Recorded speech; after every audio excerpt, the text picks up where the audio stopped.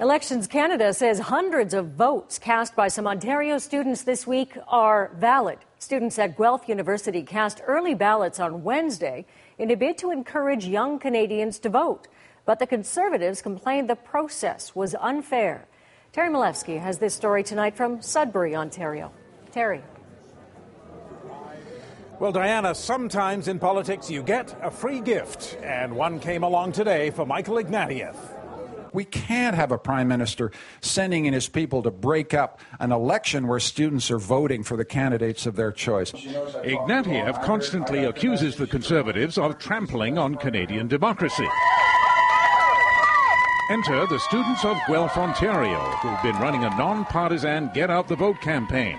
About 700 of them did vote in a special advance poll, but the Conservatives tried to have those votes scrapped, saying the special poll was illegal. Students say one Conservative even tried to seize the ballot box. And then someone barged right in and said that this was an illegal polling station. It was a gentleman, and he said he was going to take the ballot box, and he tried to take the ballot box. It was really disrespectful to, first of all, the students waiting in line to vote, also the Elections Canada's officers, and the voting process itself, because it was disrupted. But now Elections Canada says the poll did follow the Elections Act, and those student votes are valid.